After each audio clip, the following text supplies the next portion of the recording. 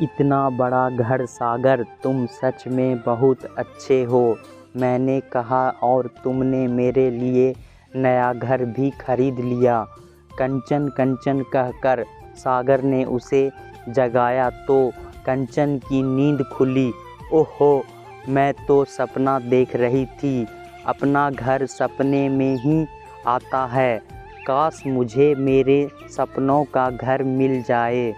कंचन और सागर की शादी को 9 बरस बीत गए थे। कंचन अपने पापा के जिस घर में रहती थी वो उनका अपना घर था।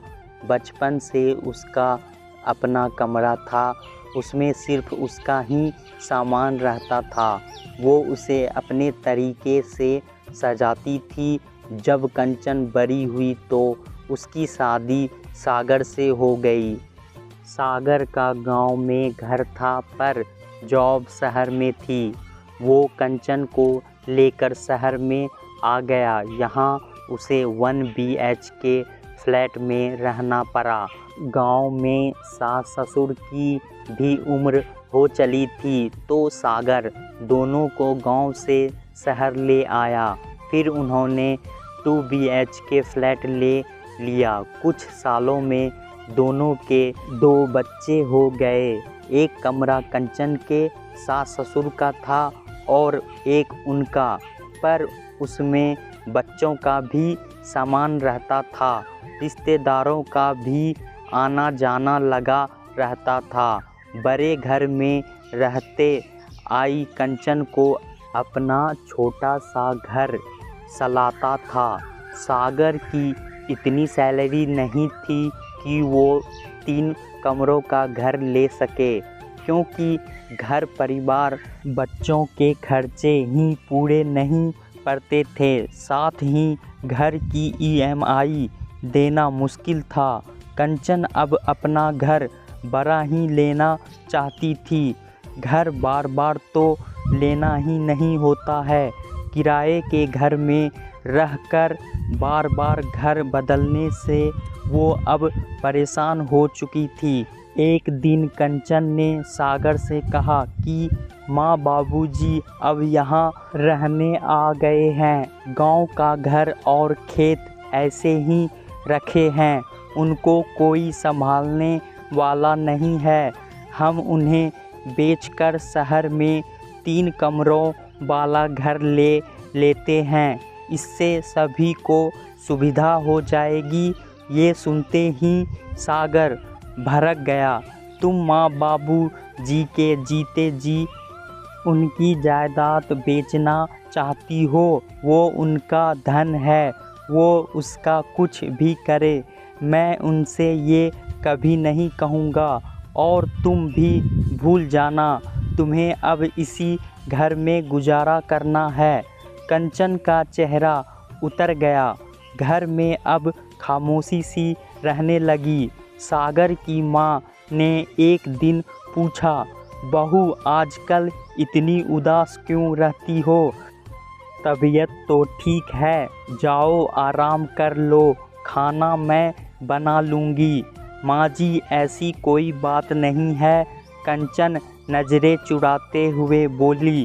कंचन और उसकी सास के बीच में अच्छा रिश्ता था। दोनों एक दूसरे का दुख तकलीफ़ समझती थी। कंचन अपने सास ससुर की भी मन से सेवा करती थी, उनका बड़ा ध्यान रखती थी।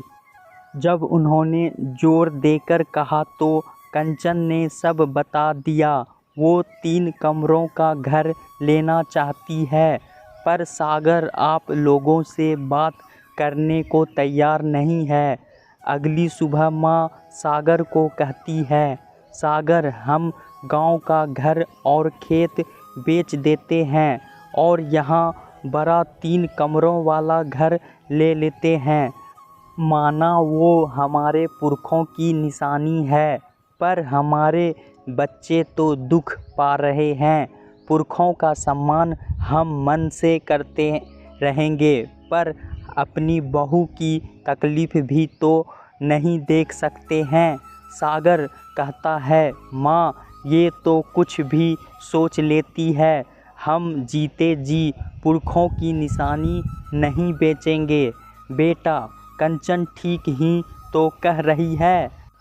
कंचन का भी इस घर पर, इस घर के फैसलों पर पूरा अधिकार है। वो इस घर की लक्ष्मी है, हमारी अन्नपूर्णा है।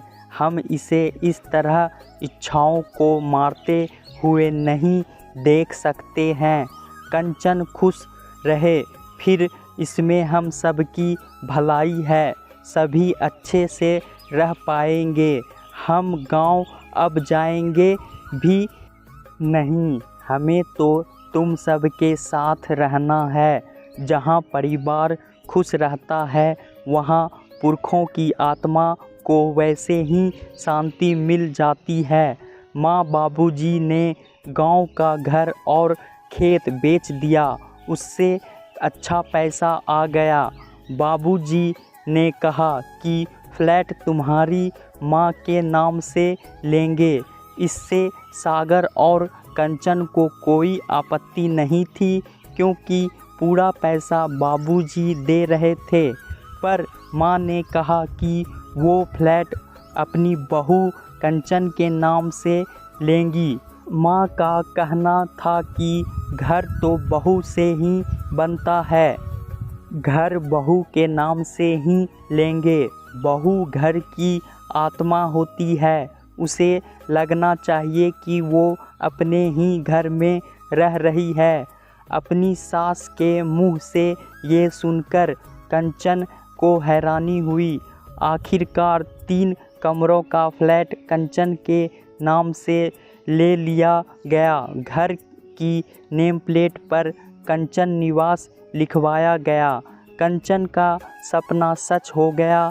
अपना ये सोचकर खुश थी कि मायके में एक कमरा उनके नाम था, पर ससुराल में तो पूरा घर ही उसको अपने नाम का मिल गया। कंचन बहुत खुश हो गई। अब रहने का दिक्कत ख़त्म हो गया। रिश्तेदार अब आते जाते रहते हैं। जब घर के लोग खुश होंगे तो पुरखों की आत्मा को शांति और वो आशीर्वाद देंगे। दोस्तों, कहानी कैसा लगा हमें कमेंट बॉक्स में ज़रूर बताएं और चैनल को लाइक सब्सक्राइब करना ना भूलें। धन्यवाद।